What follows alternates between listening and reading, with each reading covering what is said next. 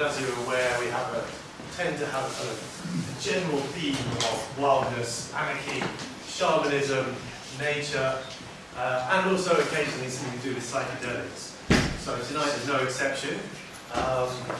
Earlier this year we organised the Breaking Convention, which was a conference down in Kent at the University of Canterbury, of which we had 600 people attend over the weekend. And I would say that probably the start speaker of that weekend, for me at least, was Charlotte. So we're very lucky to have Charlotte here tonight to give us a talk. She needs no further introduction than that. I'm going to say this is plant psychedelics and English courts. Thank you, Charlotte. Thank you.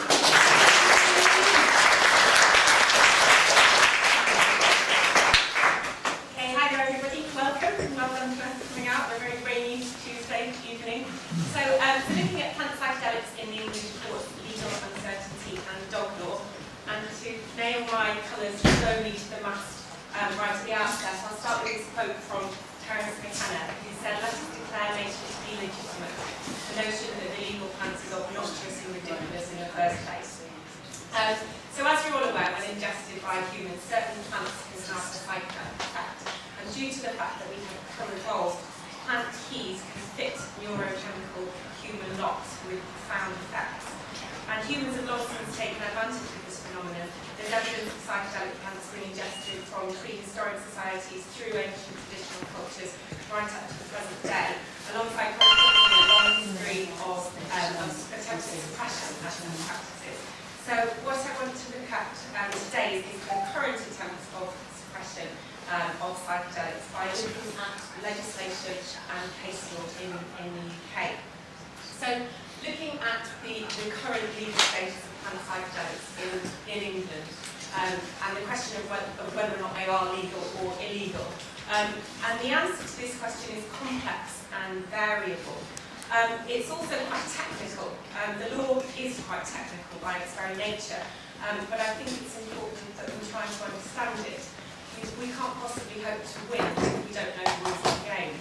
That said, the general thrust of my talk is that it's almost impossible to understand the rules of the game because those with the power to create them appear to be making them up as they go along. Hi. Can you not hear me? No, I've got such a booming voice. Okay.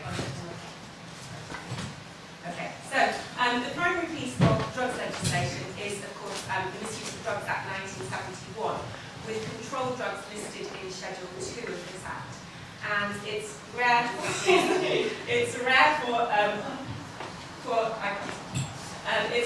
psychedelic plant itself to be scheduled. However, the psychoactive chemicals contained within a number of such plants are.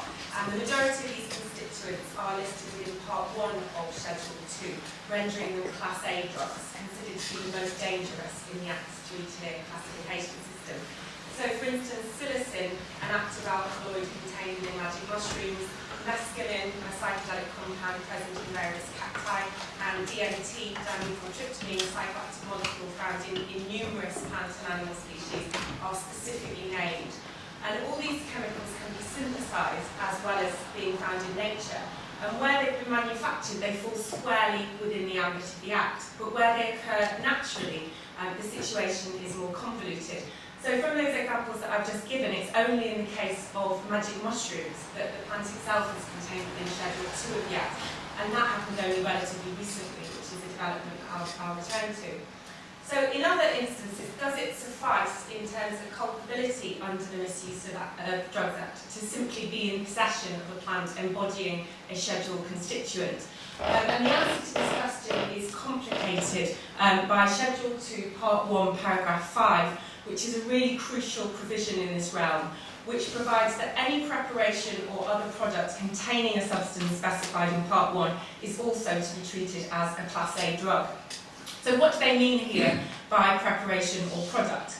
The Act itself is silent on this. However, preparation is defined in a number of international legal instruments. And to contextualise, the Misuse of Drugs Act, as it's currently deployed, constitutes the domestic enactment of the UK's international obligations under the system of global prohibition, built upon 3 key conventions. So a preparation is defined in Article 1 of the first of these instruments as a mixture, solid or liquid containing a drug. And Article 1 of the second 1971 Convention offers further elucidation, with a preparation being either any solution or mixture in whatever physical state containing one or more psychotropic substances. So they don't sound like prescriptions of plants to me. Further, the International Narcotics Control Board, which is the organ responsible for monitoring the implementation of the UN drug conventions, have stated that although some active stimulant or hallucinogenic, I really hate the word hallucinogenic, ingredients contained in certain plants are controlled under the 1971 Convention, no plants are currently controlled under that convention or under the 1988 Convention. Preparations, for example, decoctions for oral use, made from plants containing those active ingredients, are also not under international control. So the question that arises is whether or not plants that contain a substance listed in Part 1 are treated by our domestic courts as a preparation or product in and of themselves. And a country's domestic system of drug prohibition can legitimately be more stringent than the global regime.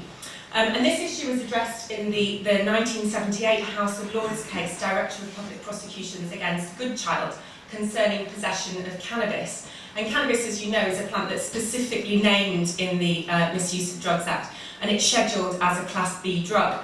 However, its more potent derivative, cannabinol, was at the time of Goodchild contained within Class A.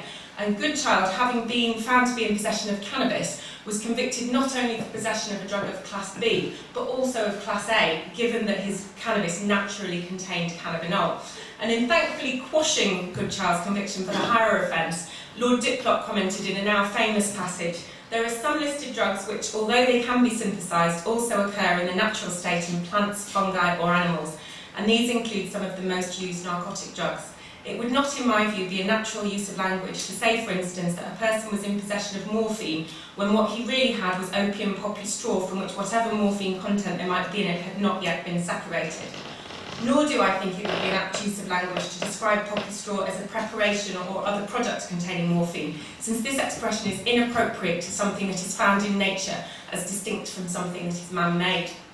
So, Goodchild confirmed that simply being in possession of psychedelic plants shouldn't be enough to bring you within the ambit of the Misuse of Drugs Act. But what of the domestic situation where the plants have themselves been prepared in some way, for example by being dried or powdered? And these scenarios have generated a river of case law over the years. The early cases revolve around magic mushrooms, one variant of which, the Liberty Cap, grows naturally in the UK. You can maybe just about still catch them, we haven't had a frost yet. And psilocybin mushrooms are not listed in any of the international drug conventions. And prior to 2005, these fungi were not contained within the Misuse of Drugs Act either, although, as I said, their active ingredient, psilocin, was. So the majority of prosecutions of myconauts, which is Andy Lecter's lovely term, focused on interpretation of the word preparation. And the leading authority was Stevens.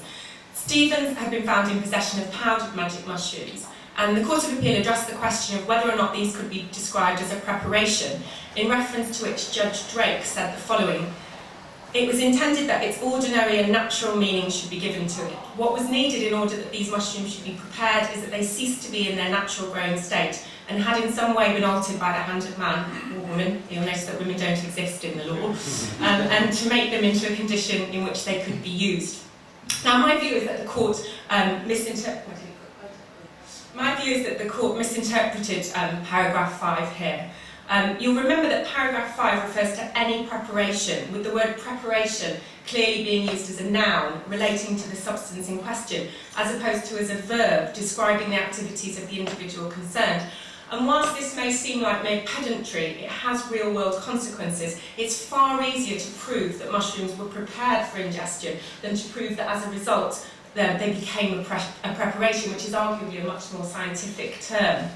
And further, by adapting the dictionary definition of preparation in Stevens, the court failed to take account the interpretations of preparation provided in the international instruments that we've just been looking at. And had these clarifications been applied in Stevens, it's doubtful that the court would have ruled as it did, namely to find Stevens guilty of possession of a Class A drug through virtue of having powdered magic mushrooms. Stevens was then applied in subsequent cases such as Cunliffe, which illustrated that the most minimal human intervention could now be viewed as bringing the activity within the auspices of paragraph 5. So in Cunliffe, drying out mushrooms on a windowsill without even powdering them was viewed as preparation. Another magic mushroom case, Hodder was prosecuted following the discovery of bagged magic mushrooms in his freezer. Whilst Hodder knew that it was illegal to prepare the mushrooms, he argued that he thought this meant that it was wrong to, for instance, dry them out. And he contested that bagging didn't constitute an act of preparation, as preparation must surely refer to the mushrooms themselves and not mere packaging. And further, he argued that preservation of the mushrooms by freezing was not akin to preparation. However, at trial the magistrates were unconvinced and of the opinion that bagging and freezing mushrooms constituted preparation. And on appeal, the Court of Appeal upheld Hodder's conviction, but crucially they disagreed with the magistrate's logic. And Judge Roche didn't believe that freezing amounted to preparation and distinguished this case from both Stevens and Cunliffe for the following reason. So he said there was no evidence that freezing the mushrooms brought them into a suitable state to be consumed. Indeed, the evidence was that they could not be used until they had been defrosted. However, you remember that paragraph 5 refers to both any preparation or other product, and the court relied on this second limb to uphold the convictions. So the evidence indicates clearly that the appellants were producing packages of frozen mushrooms for use by themselves and others in much the same way that supermarkets produce packaged and frozen vegetables. The calling of such packets of frozen vegetables product is an ordinary and natural use of language. And again, is this the correct construal of product in the context of the Act? I think this is yet another misinterpretation by the courts, with the word product in paragraph 5 clearly referring to a substance produced as the result of a chemical process, as opposed to an article packaged up for sale. So to summarise, the net result of the case law on magic mushrooms was that paragraph 5 had been construed, I would argue, wrongly and certainly increasingly broadly. However, perhaps surprisingly, in spite of Hodder being decided in 1990, in the early 21st century, numerous businesses sprung up, both on and offline, selling magic mushrooms, primarily Mexican imports, as part of ostensibly legal commercial enterprises. And the view seemed to be that selling magic mushrooms still fell outside the ambit of the law so long as the mushrooms were fresh, though Hodder is arguably much more restrictive than that. And the police and prosecution services eventually started to crack down on these sellers, viewing their activities as making a mockery out of prohibition. I would argue that sales of alcohol and tobacco make a mockery out of prohibition, but that's a different story. The case of Madeline Evans involved the prosecution of defendants caught up in this crackdown and prosecuted for selling fresh magic mushrooms from their shop.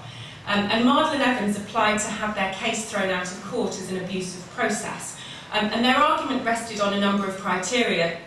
First, the apparent acceptance of the commercial trade in magic mushrooms by the state in allowing their importation, particularly with regard to the fact that Her Majesty's Customs had frequently inspected cartons of incoming mushrooms and allowed them through. And secondly, Madeline Evans were paying VAT on their magic mushroom sales. And there's a powerful argument for saying that if a country imposes VAT on an imported product, that they can feasibly be taken not to consider commerce in that product to be illegal. Thirdly, the existence of Home Office circulars that explicitly stated the legality of selling fresh magic mushrooms. Indeed, before starting to sell them, Madeline Evans had contacted the Home Office to inquire about their legal status. And as a result of that communication, were of the opinion that fresh magic mushrooms constituted neither a preparation nor a product.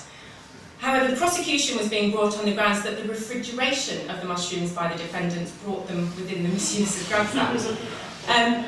With reference to the Home Office communications, the judge, Miss Recorder Miskin, noted that whilst the later circular did express reservations about whether refrigerating magic mushrooms constituted either a preparation or a product, I take the view the Home Office circular is a fudge, to put not too fine a point on it. They are being ultra cautious maybe, but I do not think the language is very happy because everybody is entitled to know exactly what is and what is not a criminal offence. In other words, how can the general public be expected to be clear on this when the Home Office itself isn't? Reference was made to Article 7 of the European Convention on Human Rights, which enshrines the common law principle of the requirement of legal certainty. And under Article 7.1, no one shall be held guilty of any criminal offence on account of any act or omission which did not constitute a criminal offence under national or international law at the time when it was committed. And the later House of Lords case, R against Rimington, R against Goldstein, helpfully reviews this principle. And Lord Bingham summarised the common law thus. And he said that there are two guiding principles. No one should be punished under a law unless it is sufficiently clear and certain to enable him or her to know what conduct is forbidden before he or she does it. And no one should be punished for any act which was not clearly and ascertainably punishable when the act was done. So, commendably, for all of these reasons, Miss Recorder Miskin threw Magdalen Evans's case out of court as an abusive process. And indeed, this was just the latest in a number of magic mushroom trials that were stopped by the judges involved during this period. However, 2 days after the collapse of Magdalen Evans's trial, and as a direct consequence of it, Clause 21 was added to the Drugs Bill 2005. Now enacted, this provision amends Part 1 of Schedule 2 to include fungus of any kind that contains the drug psilocin, or indeed psilocybin. And the effect is that magic mushrooms themselves are now treated as Class A drugs. And lest we are in any doubt, the 2004 case of Crown against Thomas made it clear that in terms of sentencing, it's not the place of judges to distinguish between the different Class A drugs. In other words, those involved with magic mushrooms will be sentenced as would those, say, with heroin or with crack cocaine. Incidentally, the defence in this case was certainly very creative. Thompson was caught taking 73 bags of dried magic mushrooms into the Glastonbury Festival. And when the arresting officers asked him what his future intentions in relation to the mushrooms were, he said he was planning to make a volcano-shaped sculpture and sit around gazing at it. You won't be surprised to hear this defence didn't fly. Of course, numerous other psychedelic plants that contain substances classified as Class A drugs haven't been incorporated into the Misuse of Drugs Act. And in such cases, the legal uncertainty that led to the pre-Drug Act 2005 magic mushroom cases being thrown out as an abusive process remains, and that's why these cases are still so important. And psychedelic cacti provide an example. And about 5 years ago, Saul Sette, who's now a good friend of mine and was meant to be here tonight but texted me to tell me he had a cold, which I think is really shoddy. Excuse. Anyway, this being thought, sorry, Squirtle, he was arrested for possession of dried Peruvian torch cactus chips with intent to supply. And psychedelic cacti themselves are not listed in either international or domestic instruments of prohibition, although, as I've mentioned, mescaline is a Class A drug under the Misuse of Drugs Act. And Saul was doing online research to prepare for his defence, and he came across a couple of papers that I'd written on magic mushrooms and the law, and he saw that the arguments that I was making there regarding psilocin-containing mushrooms seemed to have clear parallels with mescaline-containing cacti. So he contacted me, and together, along with crucial input from his lawyer, we worked on a defence of legal uncertainty based on these arguments. And Saul submitted that it would be unfair to try him for the following reasons. Firstly, there was no evidence that cacti chips amounted to a preparation, and the definition of preparation adopted in earlier cases was criticised in line with the points I've just been making. And further, Saul argued that the cacti chips shouldn't even fall within the overly broad definition of preparation adopted in the magic mushroom precedents, as they were distinguishable. And this is a quote from his defence submission, saying a distinction may need to be drawn between those naturally growing substances such as mushrooms which can be consumed without preparation and those which require some process of extraction. The Peruvian torch cactus clearly falls into the latter category. In the circumstances, the court should apply the law as formulated by Lord Diplock and Goodchild to the effect that the dried plants comprise naturally occurring material, of which the controlled drug is one of the constituent elements unseparated from the others. Taking this definition as the starting point, the cactus plant material would only become preparation once the constituent element, mescaline, had been separated in a way which made it consumable. And dried cacti chips are not in a condition ready for human consumption as a psychotropic substance. In actuality, the drying process has taken the cacti one stage further back from being consumable, as it would need to be rehydrated as part of the process involved in making it digestible. And secondly, Saul argued that there was at the very least legal uncertainty surrounding the issue of whether dried cacti amounted to a preparation, especially given the existence of a Home Office communique assuring him that the drying of cacti for the purpose of preservation didn't amount to such. And it's clear that the principle of legal certainty isn't being abided by if an individual is being prosecuted following such an assurance. Or in the words of Saul's defence, defendants should not be treated like guinea pigs. Thirdly, feeding into the lack of clarity in the law, it was argued that to treat possession of dried cacti as unlawful would conflict with the policy that, as with magic mushrooms, tax was routinely being paid on imported dried cacti at the time of Saul's prosecution, though not by Saul. These arguments were successful, and Saul's case was thrown out as an abusive process.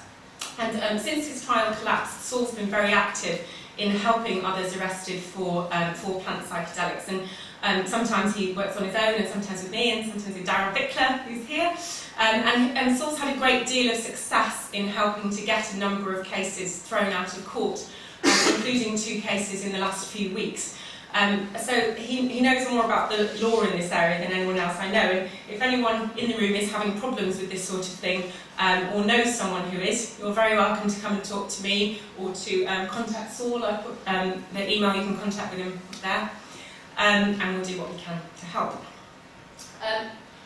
As an example of a case where these arguments were successful, the precedent of the collapse of Saul's trial and the advice that he gave the defendants involved were both cogent factors in a second prosecution involving cacti, this time of the peyote variety, being thrown out as an abusive process in the case of Smith and Tate. And in this instance, 2 Newcastle students were charged with conspiracy to import a Class A drug through virtue of having imported peyote cacti in the form of a fine dust. And the fact that the cacti had been powdered here rather than simply chipped was not enough to persuade Judge Wood that it fell within the sweep of the Misuse of Drugs Act. And he said the substance, as I say, is merely a pulverised form of the cactus, and there is no evidence that it contains any more mescaline than did the original plant itself. In my judgment, therefore, that is not a preparation or indeed a product within the ordinary and sensible meaning of that word in the context of this Act. So this is an interesting juridical restriction on the meaning of these terms, and a different approach to that taken in the earlier mushroom cases, with the requirement that the mescaline has been extracted and thus condensed in some way. And I think that Judge Wood was much more accurately applying the law as it was originally intended in this case. And further, he noted the need for legal certainty, and that contrarily, this particular law is not clear or unequivocal at all, rather the reverse. It's worth highlighting that Judge Wood was under no illusion about the fact that the defendants clearly intended to consume the cacti, yet contrary to the arguments of the prosecution, this intent didn't suffice to stop him from staying proceedings as an abusive process, and nor should it. Either powdered cacti is unlawful or it isn't. This doesn't hinge upon the future intentions of defendants, as no such distinction exists in law. So things were going pretty well in the courts at this point. However, turning now to consider more recent cases concerning the legal status of ayahuasca, which, as I'm sure most of you know, is a psychedelic brew historically and indeed currently used by diverse indigenous populations of the Amazon. And a description here from Dennis McKenna, saying that ayahuasca is a beverage prepared by boiling or soaking the bark and stems of Banisteriopsis caapi together with various admixture plants, most commonly Psychotria viridis. One of the components, the bark of B. caapi, contains beta-carboline alkaloids, which are potent monoamine oxidase A, MAOA inhibitors. The other component, the leaves of P. viridis, contains the potent short-acting hallucinogenic agent DMT. DMT is not orally active when ingested by itself, but can be rendered orally active when ingested in the presence of a peripheral MAO inhibitor, such as the beta-carbolines. Neither the tea nor the plants from which it's comprised are listed in any of the international drug conventions, nor indeed in the Misuse of Drugs Act. However, DMT is listed under Schedule 2 of the 1971 Convention, and as I said, is a Class A drug under UK law. Schedule 1 of the 1971 Convention. And further, both on the international and domestic stage, a pertinent question is whether ayahuasca constitutes a preparation. And notably, when specifically asked about the legal status of ayahuasca in 2001, a representative of the International Narcotics Control Board responded that no plants, natural materials containing DMT are at present contained under the 1971 Convention on Psychotropic Substances. Consequently, preparations, for example, decoctions made of these plants, including ayahuasca, are not under international control and therefore not subject to any of the articles of the 1971 Convention. And whilst not binding, INCB interpretation of the conventions is persuasive and at the very least introduces legal uncertainty into this arena. And one of the traditional uses of ayahuasca is in Amazonian shamanic healing ceremonies, and more recently such usage has spread beyond the Amazon. Peter Aziz, a practitioner in alternative treatment techniques who trained as a shaman in the Amazon and was operating as such in the United Kingdom, gave people ayahuasca as part of spiritual rituals aimed ultimately at achieving enlightenment, carried out in a disused hotel in Weston-super-Mare. I guess lightning can strike in the strangest of places. And Peter Aziz was prosecuted for producing and supplying a Class A drug, namely DMT. And these proceedings could conceivably have been stayed at the beginning of trial as an abusive process, with the legal status of ayahuasca potentially falling short of the principles of legal certainty. However, the judge in this case, I want to say the aptly named Judge Roach, but it doesn't feel very yogic. So, anyway, Judge Roach, I've done it sneakily now, didn't appear interested in hearing evidence on whether this concoction represented a preparation or product, treating ayahuasca rather though as it were DMT. And whilst I obviously don't think it should, it's arguable that such a brew might fall within the reach of the Misuse of Drugs Act, given that it is ready for human consumption and seems to much more closely fit the proper interpretation of the words preparation or product within paragraph 5. A more fruitful line of defence in ayahuasca cases, therefore, might be to try to engage Article 9 of the European Convention on Human Rights, which protects freedom of thought, conscience and religion, a stratagem that Peter Aziz did in fact pursue at trial. And there's evidence to suggest that medicinal plants were probably at the origin of much religious and mystical experience, leading Terence McKenna to claim that religious use of psychedelic plants is a civil rights issue. Its restriction is the repression of a legitimate religious sensibility. In fact, it is not a religious sensibility that is being repressed, but the religious sensibility, an experience of religio based on the plant-human relationships that were in place long before the advent of history. And a question that arises is whether or not shamanism, especially a transplanted, westernised version of such, would be deemed to constitute a religion in the UK courts, an issue considered here by the lovely Bia Labate. Whilst Amerindian shamanism is clearly rooted in specific ontological definitions of nature and culture and particular metaphysical understandings of the world, it is debatable whether it would be recognised as religious under Western standards, which are informed by the main monotheistic religions of the world, Christianity, Judaism and Islam. In indigenous communities where shamanism is practised, medical, artistic and spiritual practices are often thoroughly enmeshed, as opposed to modern Western society, which attempts to make distinctions between spheres such as the sacred and the secular. The question of how the courts decide when Article 9 is engaged was addressed by Lord Nichols in R. Williamson and others against the Secretary of State for Education and Employment, which is a non-drug case but relevant nonetheless. And Lord Nichols said, "It's necessary first to clarify the court's role in identifying a religious belief calling for protection under Article 9. When the genuineness of a claimant's professed belief is an issue in the proceedings, the court will inquire into and decide this issue as a question of fact. This is a limited inquiry. The court is concerned to ensure an assertion of religious belief is made in good faith, but emphatically it is not for the court to embark on an inquiry into the asserted belief and judge its validity by some objective standard. Each individual is at liberty to hold his or her own religious beliefs, however irrational or inconsistent they may seem to some, however surprising." And this seems to be the only fair approach. Leaving aside the issue that objectivity doesn't exist, religious beliefs always require a certain magical thinking that might stretch the boundaries of others' belief systems. And the courts don't need to believe the beliefs, they just need to believe that the defendants believe them. Nevertheless, such theoretical liberalism may become circumscribed when it comes to the question of whether or not Article 9 protects an individual's right to manifest their religious beliefs, such as, for instance, by drinking ayahuasca. Whilst the protection of freedom of thought, conscience and religion is absolute, under Article 9.2, freedom to manifest one's religion or belief may be curtailed if this is deemed necessary in a democratic society in the interests of public safety, for the protection of public order, health or morals, or the protection of the rights and freedoms of others. So returning to Peter Aziz's case, Judge Roach was equally restrictive in refusing to allow in evidence regarding whether Article 9 had been either engaged or breached. He took the view that as ayahuasca is DMT and DMT is a Class A drug, even if Article 9 were engaged, any breach was proportionate and necessary under this qualifying provision. And Peter Aziz was convicted by the jury and an appeal is pending. I went along to his sentencing hearing at Bristol Crown Court in September, and it's notable that on sentencing him to 15 months imprisonment, Judge Roach expressed his regret at feeling obliged to pass a custodial sentence, given that a jury had convicted Peter Aziz of producing and supplying a Class A drug, though Judge Roach, of course, helped ensure that by being restricted in relation to what evidence they're allowed to hear. But nonetheless, Judge Roach remarked that this case was unique and that he accepted wholeheartedly that Peter had done a lot of good for a lot of people in his shamanic role. This view was not shared by the newspapers, which, as I'm sure you can imagine, have been less than kind. And I think it's really interesting to look at how these cases are portrayed in the media, which helps to shape public opinion on psychedelic plants and indirectly feeds into how decisions are made in court. And here's just a couple of examples. So this is from the South Yorkshire Times. The headline says it all, really. And we can always rely on the Daily Mail for disinformation.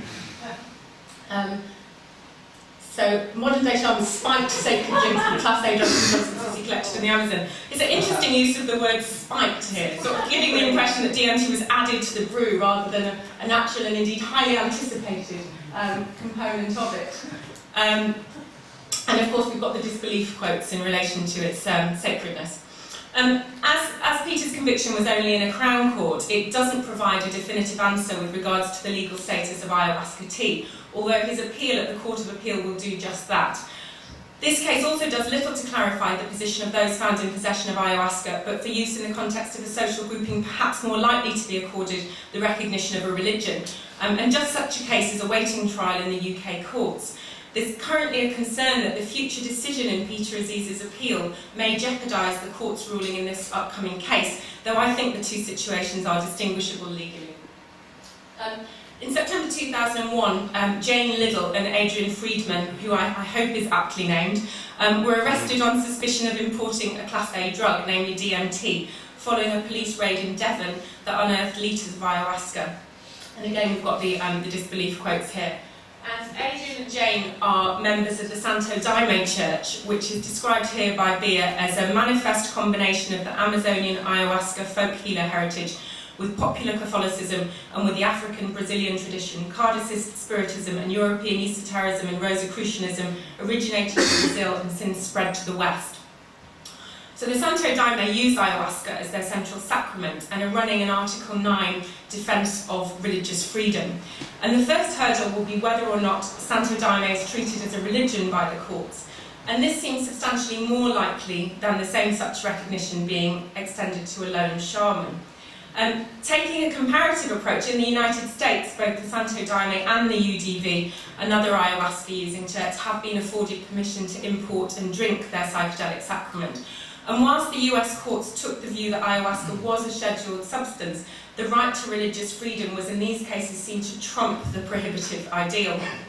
Similarly, closer to home and relying on the European Convention itself, a representative of the Santo Daime Church in Holland successfully argued that Article 9 was engaged and protected her church's right to use ayahuasca in the Feynman case.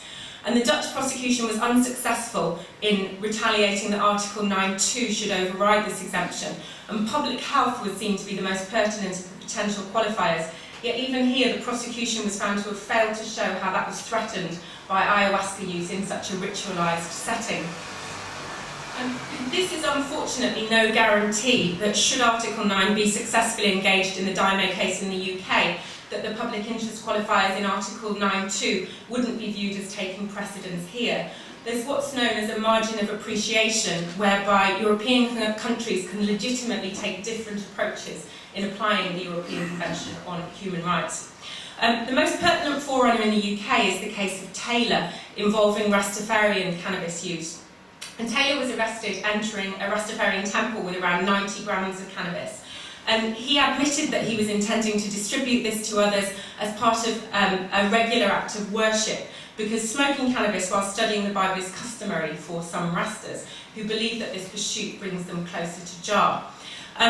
At trial, the prosecution accepted both that Rastafarianism is a religion and that Taylor was supplying cannabis for religious purposes. So Article 9 was clearly engaged. However, Article 9.2 was taken to override Taylor's right to manifest his religion through smoking cannabis.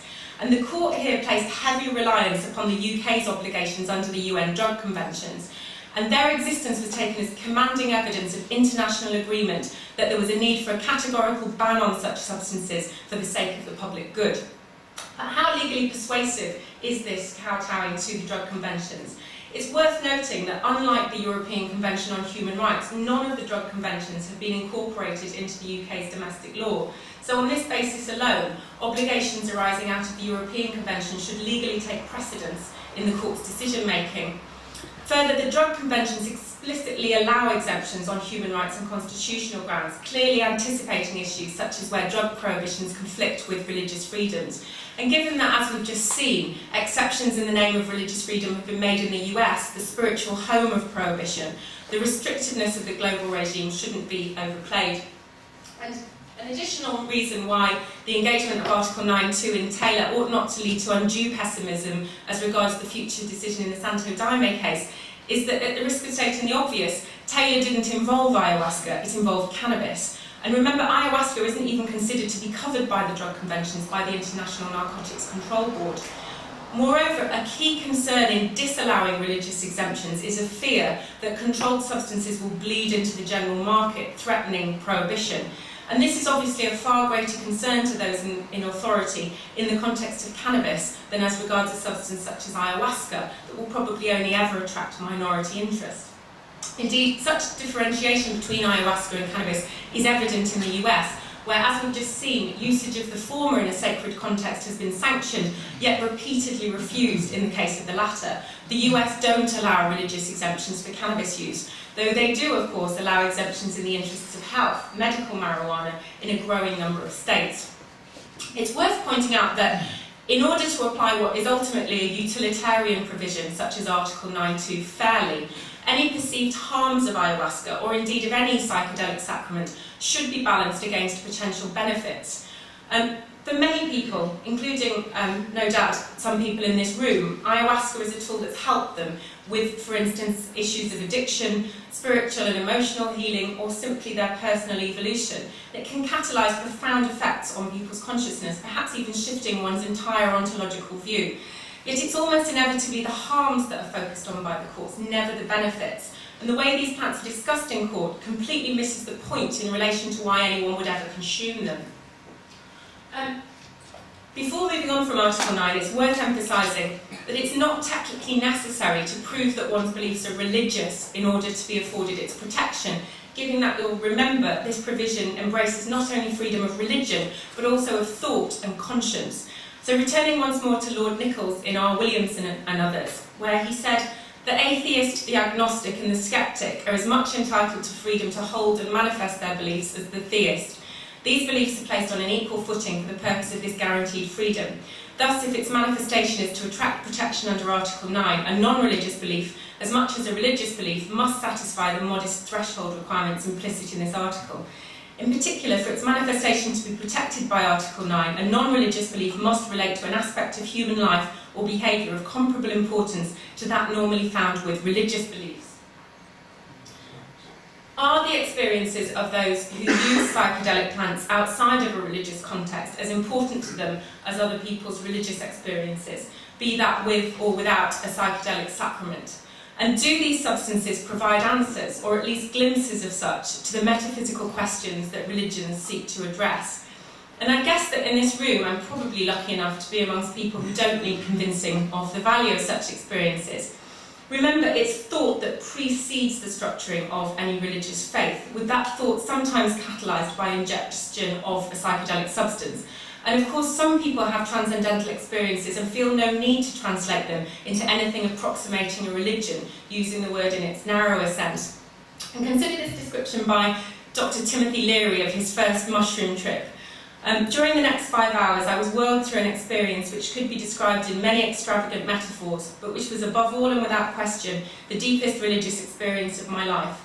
The discovery that the human brain possesses an infinity of potentialities and can operate at unexpected space-time dimensions left me feeling exhilarated, awed, and quite convinced that I had awakened from a long ontological sleep. And despite usage of the word religious here, such experiences are unlikely to fall within a framework that's recognised as such, yet are arguably no less valid for that.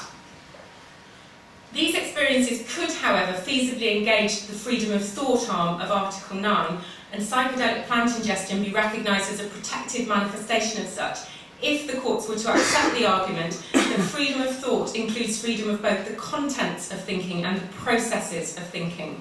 In other words, that by outlawing these plants, we are being denied legitimate access to the mind states catalysed by them. Freedom of thought, cognitive liberty, is, I would argue, of supreme importance, underpinning all other freedoms. In the words of one of this concept's greatest advocates, Richard Glenn Boyer, the right to control one's own consciousness is the quintessence of freedom. If freedom is to mean anything, it must mean that each person has an inviolable right to think for him or herself. It must mean, at a minimum, that each person is free to direct one's own consciousness, one's own underlying mental processes, and one's beliefs, opinions, and worldview. This is self-evident and axiomatic. It's not enough for psychedelic plant users to beg for religious exemptions in the courts, though they may serve as a useful tool to open up chinks in the armour of prohibition. We need to get to the root of the issue and fight for cognitive liberty, for freedom of thought as a whole, or in the words of Darrell Bickler, we need to recognise that cognitive liberty is an indivisible commodity and that these laws are an attack on our minds. However, in my more pessimistic moments, I worry about the likelihood of the courts protecting people's right to ingest psychedelic plants in the interests of cognitive liberty, especially given the punitive turn recently taken in relation to such substances, which is what I want to finish by looking at. There appears to be a recent trend towards using a charge of incitement to commit a drug offence to prosecute those involved with plant psychedelics, a crime under Section 19 of the Misuse of Drugs Act. And the attractiveness of an incitement charge to prosecutors seems to stem from two factors. First, the broad and amorphous nature of this provision, and second, the difficulties incurred in prosecuting the plants using more traditional routes that we've just witnessed, largely arising from the fact that activities surrounding them are not, in fact, illegal. And as the case I'm about to tell you about demonstrates, bringing incitement charges is a nifty, if highly suspect way of plugging the legal loopholes through which those involved with plant psychedelics could previously slip. So, looking at the 2011 case of Crown against Henderson, and the facts were that two brothers set up a business selling, amongst other things, cannabis seeds and related products for cultivation, manuals on how to grow magic mushrooms, along with magic mushroom grow kits, and San Pedro cacti. And the prosecution's case was that by selling all these items concurrently, along with advertising and promoting the products on their website, the brothers were inciting customers to produce substances controlled by the Misuse of Drugs Act. The prosecution was successful, and Henderson was convicted by a jury for incitement to cultivate cannabis and to produce Class A drugs, namely mescaline and psilocin. And throughout the appeal, Judge Thornton refers to the sale of cannabis seeds, magic mushroom grow kits and cacti as the illegal side of the business and illegal drugs. Yet commerce in these products is not, in fact, illegal. As I've hopefully already amply demonstrated, whilst mescaline is scheduled, cacti within which this substance naturally occurs are not. And whilst cannabis and magic mushrooms are listed within the Misuse of Drugs Act, their seeds and spores, respectively, are also not. Indeed, if they were, the incitement charge would be wholly unnecessary. Henderson could simply have been prosecuted for supply under the Misuse of Drugs Act, rather than for the rather tortuous offence of being involved in inciting the purchase of products which could be used to produce controlled drugs. Worryingly, this severe misrepresentation of the law doesn't seem to have been challenged by the defence lawyers, with Henderson's unsurprisingly unsuccessful defence predominantly being built around proclaimed ignorance as to what was going on, along with blaming everything upon his long since vanished brother and business partner. So the whole case centred around the issue of how much Henderson knew of what his brother was up to, rather than the actual illegality or otherwise of the business's activities, the true crux of the matter. But this is now a Court of Appeal decision. But even the issue of whether or not they were involved in illegal activities perhaps takes on less importance in this new climate, where a count of incitement is apparently construed as removing the need for the items in question to actually be included under the Misuse of Drugs Act. It's a very disturbing precedent for anyone involved in this sort of business. Is Jonathan Hobbs here? Jonathan. I know that Jonathan You don't mind me saying that, do you? No. I know that Jonathan, just ask while I'm on the microphone rather than before. I know that Jonathan has an incitement charge hanging over him at the moment. He was one of the people I was mentioning who had their case thrown out just last week. Well, aspects of his case thrown out in relation to preparation, but not the incitement portion. So he might want to talk about that with us in discussion in just a sec. Just before that, yet another ominous development in relation to the policing of plant psychedelics is worthy of comment. In 2010, 2 antisocial behaviour orders were made against the owner and manager of a chain of head shops in the northwest, Dr. Herman's. The conditions of the ASBOs were that they were not to sell any product containing DMT, by which was meant plant materials that naturally have DMT in them, such as Mimosa hostilis root bark, which it's hoped by this point it's not necessary to explain are not covered by the Misuse of Drugs Act. So what we have here is that orders from the civil courts are being used to restrict and police activities that are not criminal. The only legal justification for issuing an ASBO would be if use of DMT containing plant psychedelics were linked with antisocial behaviour. It won't surprise you to hear that no evidence has been forthcoming linking plant psychedelics with disorder on the streets of the northwest, which is much more clearly associated with that psychoactive substance curiously exempt from the Misuse of Drugs Act, alcohol. So, to close, as described in Crown against Remington, Crown against Goldstein, quoting the famous 18th and 19th century legal philosopher, Jeremy Bentham made a searing criticism of judge-made criminal law, which he called dog law. It is the judges, as we have seen, that make the common law. Do you know how they make it? Just as a man makes laws for his dog. When your dog does anything you want to break him off, you wait till he does it and then beat him for it. This is the way you make laws for your dog, and this is the way the judges make law for you and me. They won't tell a man beforehand what it is he should not do. They won't so much as allow of his being told. They lie by till he has done something which they say he should not have done, and then they hang him for it. The domestic law of England and Wales has set its face firmly against dog law. Leaving to one side the very important issue that this is no way to educate your animal companion, I would argue that rather than having been abandoned, this unjust approach to lawmaking is still very much apparent more than 3 centuries later in this country when it comes to prosecuting those individuals involved with plant psychedelics.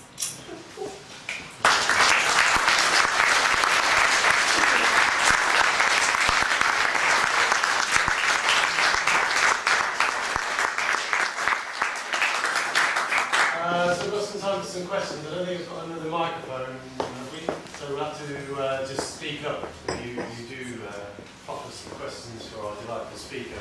I've just got one observation. Is that it, maybe with the prohibition of alcohol, or what would happen if alcohol was completely prohibited, what would happen, say, for the religious use of that as a sacrament in the courts? You know, what would you say to my love? You can't use a wine in your kind of Christian. Yeah, because you could argue that if you allowed it, then it might bleed into the rest of society, and it's a very popular substance. During prohibition. Sorry? During prohibition. What happened to I wonder, that's a really interesting point. I wonder if you... I think it was exempt. It was exempt. I've got a feeling, I'm not 100% sure, but I think it was exempt. That's really So the interesting. same should apply for Ayahuasca, surely. And it does. Sure. Well, in the same, hopefully, fingers crossed. So I'll open up to questions and comments from the floor. Yeah, two things. I'd take issue with the thing about America and England in the fact that prohibition is much stronger in America as the home of prohibition, but it seems to me that the laws there are a little bit more liberal, a little bit more open, whereas here it seems to be a little bit more of a political angle to it. What makes you think that? Well, I say this because, first of all, the way that mushrooms were made illegal in 2005 seems to be rushed through within, it was Karen Flint at the time, and because there was the outgrowth of mushroom shops, as you said, because of that Home Office. And what happened, I can digress on it because the guy who was running the Mushroom Forum at the time was trying to, make the case to stop it, was suddenly imprisoned. I know, I remember, yeah, lots of people were very upset because they're giving him money. That's right. But the question actually I want to ask is, Salvia divinorum hasn't been made illegal. Now, there's, reports in the newspapers, etc. Salvinorinate isn't a chemical which they can't seem to, for some reason, decide to schedule in any way. What are the reasons for stopping that, if you know any? And is it almost to try and go the opposite way, to try and say, well, if you're not making this illegal, what is your basis for making drugs illegal in the first place or not? Do you see what I'm trying to say? This is kind of, either you do it blanket, and if there is a public order, because there's enough news reports and YouTube clips, etc., for it to be, there've been reports discussed, it's been discussed in the House of Commons about the danger of it, and yet it's not pushed through. Yeah, there certainly seems to be a point where, I think with all of these things, that it's obviously whether or not they get media attention, and if they get media attention, and then they're raised in the House of Commons, then that normally leads to them being scheduled. And as you say, there was a point where everybody was talking about salvia, and it seemed like that was going to be next. Yeah. And then it seemed to kind of sort of fall off the political radar. I don't know why that was. I don't know, maybe it was something to do with the change of government, or maybe it's because I don't think it is a hugely popular substance, and I guess they haven't had any high-profile deaths from it. So, something like methadone, where they have deaths that they attribute to methadone, and when they brought that in, the two people who they'd said had died but hadn't actually taken it. But we couldn't wait for the toxicology report. Yeah, it's more the whites introduced there, where salvia doesn't seem to be something against. Yeah, and it's short-acting, and you're unlikely, I don't think, you're unlikely to come to any harm on it. But I think, in the States, and I think going back to the States, I think it's difficult to talk about the States. It's probably foolish to talk about the States in a kind of blanket way, because some states are liberal and some states are more punitive, and so that's why you get these kind of different pictures of it. And there they've got a very mixed picture in terms of salvia, and there it was because there was a guy, Jake Duroy, I think his name was, who committed suicide. Have you heard about this case? He committed suicide, and when they were trying to find a reason why he would have committed suicide, they kind of read all his old diaries, and at one point he made some comment in his old diary about how he smoked salvia, and life seemed essentially meaningless, and he could walk through time and space, and it was just like a comment. And so then his parents said that the reason that he killed himself was because he smoked salvia 3 months before, and his friends kind of came forward and said that actually he was a very heavy drinker and he was depressed. But they outlawed salvia in his state and then in a few other states as well, so it sort of spiraled from there. So I think a lot of the time it's just a case of whether or not there's a sort of a media event, and then they kind of legislate on the back of that, and salvia hasn't had that in this country. It just seems to me there's a real landmark here of religious use, or the law here. If something could be established in religious use, it would be a first, would it not? Yeah, it's going to be really interesting to see what happens in the Santo Daime case, and I'm suggesting we start a church for salvia. That's the wrong way. No, I think completely. The whole communist liberty thing is something I think is fascinating. But what I'm trying to suggest from the beginning is more key here, because something about British law, etc., that goes back from religion and the break of the judgment rules, etc., that makes it seem to me key here. So you think that you're kind of optimistic? No, not optimistic, but I think that if it turns here, it will turn everywhere. I think, it will hang on so many sort of intangible things, such as, which judges they get, and, Yeah. Hello, how are you? I'm doing good. And I'm wondering, what are the prospects sort of in the next decade or two to have modern shamanic practice recognized as genuine religious expression? Now, I would think that there's a clear precedent for recognizing shamanism, both in its modern and traditional forms, as a religion, and that is the fact that Hinduism is designated, unquestionably so, as a religion. Now, Hinduism is a Western construct imposed upon the very diverse beliefs of the people of India, some of which would very well fit shamanic categories. And in fact, there's such a diversity of beliefs and practices that it shows a clear precedent for an equally diverse sphere of belief and practice that is taken by the word shamanism.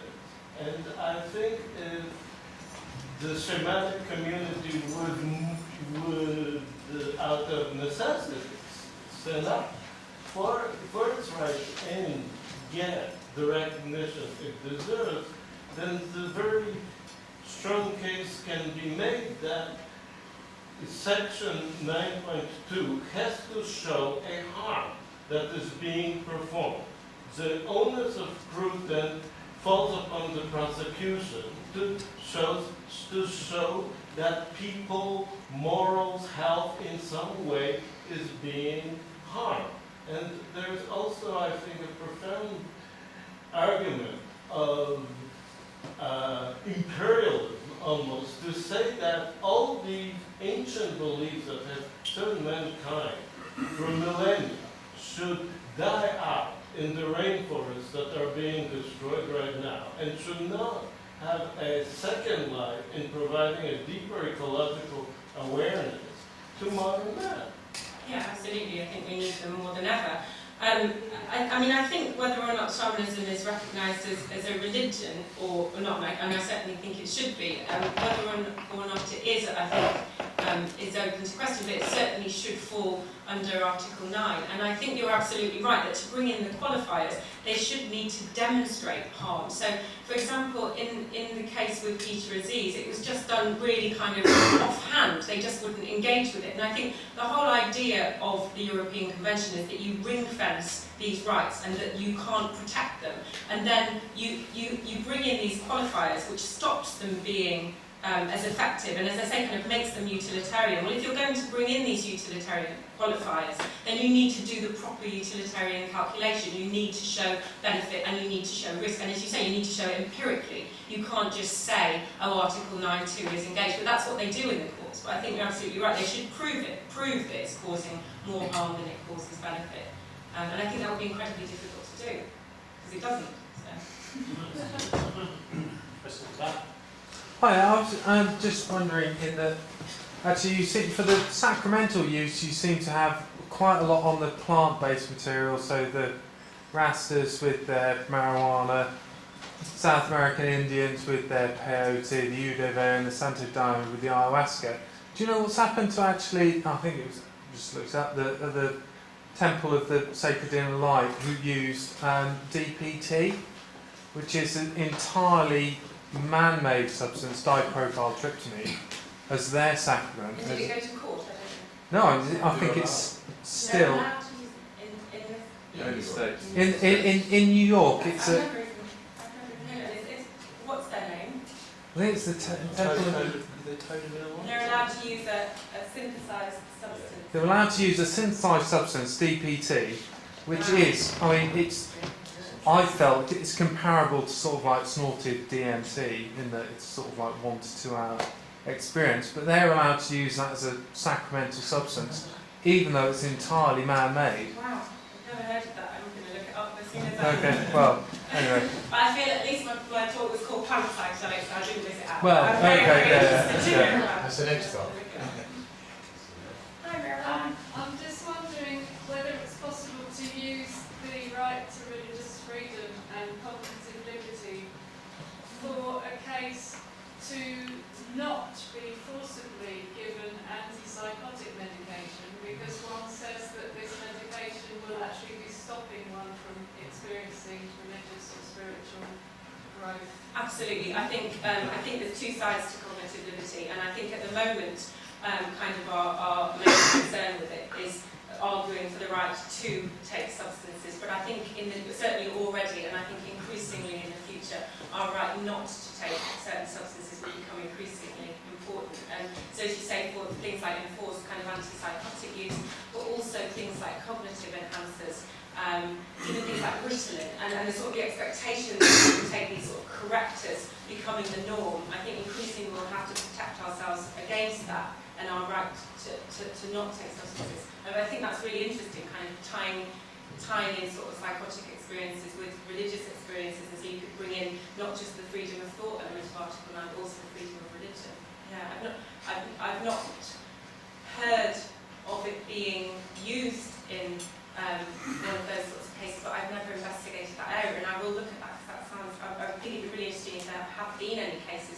people have tried to argue for that to stop being used. Should have a pen. Frantically googling them. From what you said, it would appear that there would be no difficulty in importing all the ingredients that are used in the ayahuasca Yeah. into this country, so that you reduce the risk of seizure and importation of these. Yeah, exactly. So, and that's what people do, and there's absolutely nothing illegal about that. Except that your cactus can be bought at a garden center. Yeah, exactly. And in fact, I mean, that's one of the reasons why they have to be so sort of circumspect with the legislation, is because cacti aren't just for getting people high. You know, people also want cacti, and you have collectors, etc. And so that's why we end up with these sort of well, one of the reasons why we end up with these sort of strange uses collecting. You never mentioned Datura, which is also completely legal. But Yeah, exactly. I mean, there are sort of numerous plants there. I think there's something in the courtyard. Yeah, this is another one here. It's a brew plants here as well. Yeah, the same. That's a sharp on you. Danny? Hi, Danny. Hello. I heard about a lawyer who was instructing people to, in cases in Europe where people were using marijuana for medical reasons, he was instructing people to basically dismiss their legal representation and defend themselves. And I understand that doing that, you can then argue stuff which is outside of the law and basically present to the jury the argument that I know this is illegal, but I did it and these are my reasons. Do you know anything about that area and how it would apply to the Ayahuasca? I kind of can't resist the idea that people who represent themselves have a call for a client. I mean, I think you can get your lawyer to put forward any arguments that you want to anyway, or try to, can't you? I mean, whether or not the judge will allow you to If we close it down, if we say medical necessity, they'll say, well, the court feels decided on that, that's not going in front of the jury. Counsel is just part of arguing it.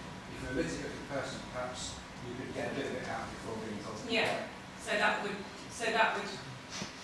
what you're saying would be a good.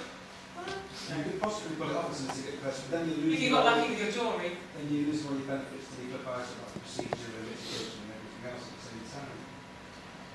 Because I heard he was successful doing it for a time. I can't remember the guy's name. How many times has he called? It wasn't him. Another lucky week. He was advising other people when they were in that Oh, position. okay. And he constructed defence around that. Okay, and they were kind of using Yeah. arguments. I'd be interested to get Yeah, I'll find out.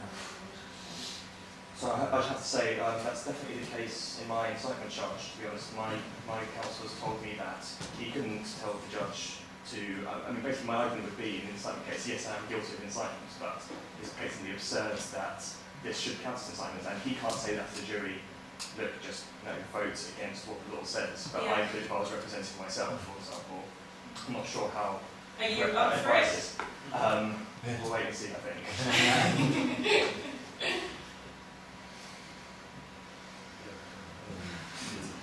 I've got a fundamental question. Whether you feel any optimism in terms of the future of cognitive ability? Because my question is, I don't feel that. And some of it's a very mistake, like where you pass that midpoint and you're thinking to yourself, how am I going to go out of this life, the world? He's looking at you, Dave. Inside you, like, come on, like, You're not even halfway. Am I going to go out of this life in a world where harm drugs very much are illegal, which is insanity? And I see it's absolutely quite trusted. What you're my size, I absolutely regardless of anything in that situation, given the laws that have in this country. But it seems to me that historically, it's such entrenched prejudices. And that the history of prohibition carries though in the history, which is extremely complex. And I don't really feel optimistic myself. So as do you?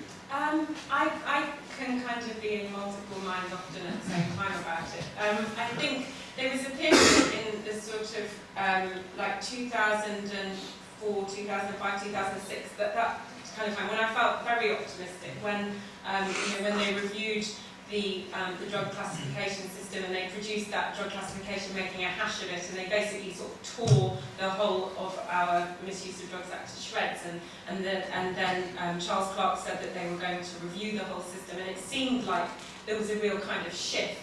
And then even earlier than that, when they downgraded cannabis, and there seemed to be this sense that there was a sort of shift in public mood.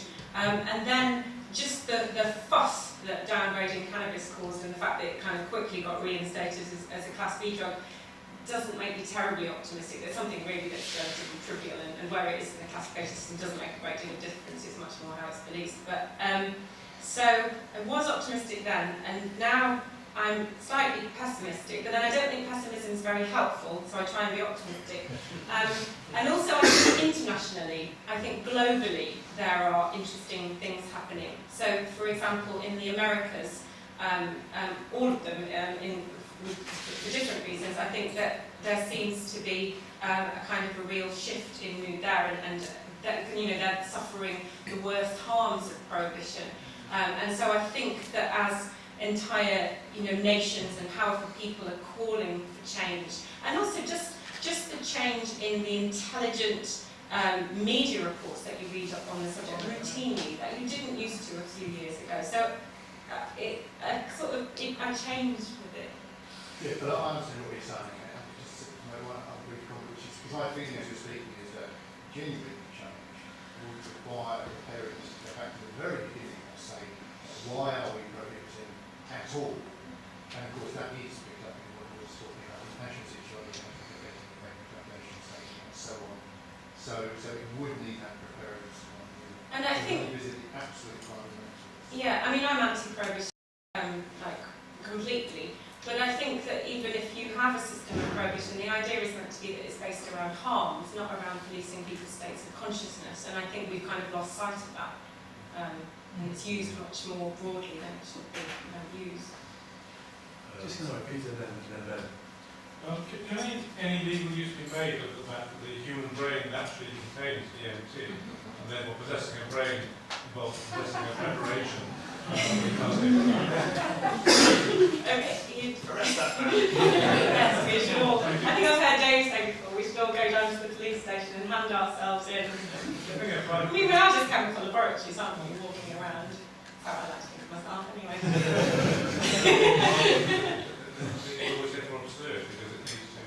Well, it is absurd. I mean, that's why those substances work on us. They wouldn't work on us if we didn't have basically the equivalents in our own heads. It is because we're not plants, so therefore we're not illegal. Must be. That's it. It's just the lack of chlorophyll and photosynthesizing is what saves us from. Ben? Yeah, just back on the prohibition kind of arguments. What do there is this shift starting to observably happen at quite a kind of international level. What do you think are some of the reasons that the international community are holding on to what is obviously prohibition, in the historical context of prohibition and any other substances not worked?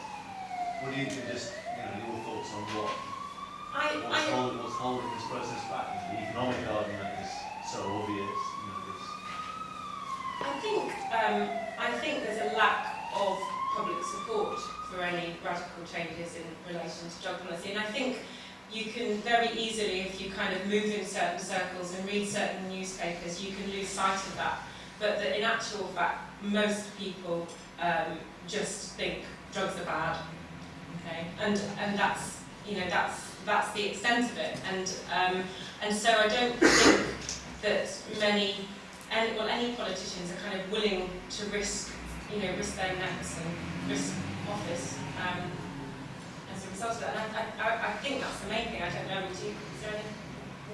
I don't know. I completely agree with you about the context of where you make these observations.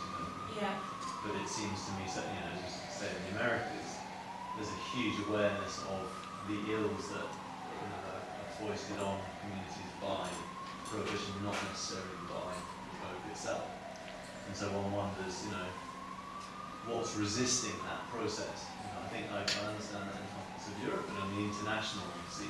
We're Yeah. talking about heroin and cocaine principally. Yeah, and I mean the prison crisis in the States is just hugely driven by people being in there for drug offences and also for being in there for breaching their licences when they come out through them taking drugs. And it's a huge contributor, so it would save them a fortune, and because they also benefit from the high levels of imprisonment in the States. They're all working for a pittance. So we would save certain people a fortune, it would cost them a lot of money, which is probably the reason. That's probably the reason. There's a lot of people involved in it. Dave, you know, kind of give us some insight into how the Daily Mail had a rather large hand in it. And when Brown took over, he had a meeting with the Daily Mail pretty much instantly, and they said three things that would support him in whatever he did. It was the first time a Labour MP had ever gone to the side of the Daily Mail. They'd never supported a Labour Prime Minister before. And he went to see them. One of the three things he agreed to do was to reclassify cannabis, which happened that week. Oh, wow. So, you know, it's the power of the media. Yeah. It's massive. According to that. This is, Well, hopefully their power is waning slightly now that everybody's so cross with it. sorry. Just time for one last question, I'm afraid. James? I'm not an expert on any of the sort of law side of things, but I've noticed recently over the last couple of years or so this, what to me it seems sort of a growth in using common law in England anyway to fight certain legal situations.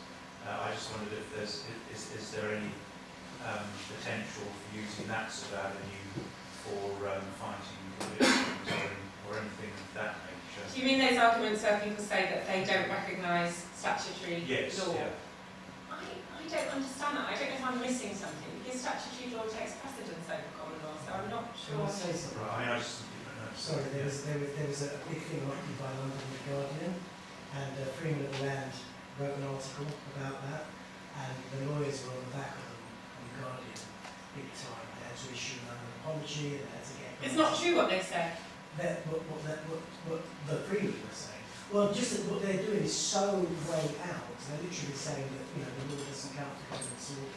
But in terms of, like you say, statutory law and legal requirements, they're never going to acknowledge it. Not in any kind of big level. It's going to be that would be even more, cause even more, massive. But that's illegal, in terms of normal law, the Guardian, newspapers. That's just something totally out. It's a different thing.